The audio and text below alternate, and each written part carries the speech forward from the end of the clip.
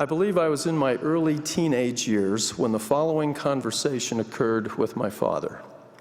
We had just returned home from attending our Sunday meetings together, and I asked my dad when he was going to be baptized.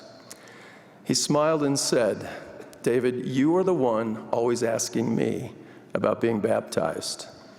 Today I have a question for you." I quickly and excitedly concluded that now we were making progress.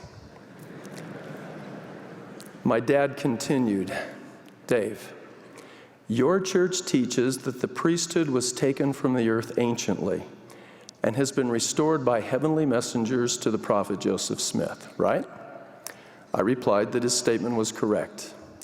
Then he said, "Here is my question.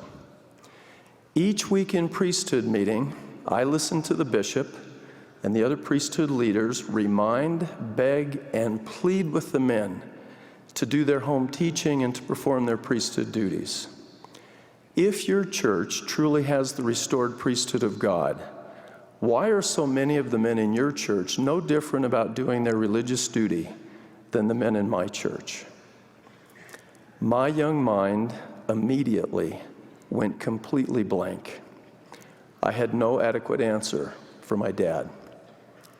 Now, brethren, I believe my father was wrong to judge the validity of our church's claim to divine authority by the shortcomings of the men with whom he associated in our ward. But embedded in his question to me was a correct assumption that men who bear God's holy priesthood should be different from other men. That Sunday afternoon conversation with my dad many years ago produced in me a desire to be a good boy. I did not want to be a poor example and a stumbling block to my father's progress in learning about the restored gospel. I simply wanted to be a good boy.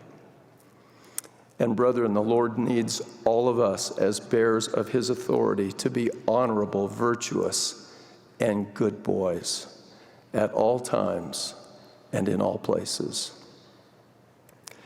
You may be interested to know that a number of years later, my father was baptized. I share with you this pointed lesson I learned from my father to emphasize a simple truth. Receiving the authority of the priesthood by the laying on of hands is an important beginning, but it is not enough. Ordination confers authority, but righteousness is required to act with power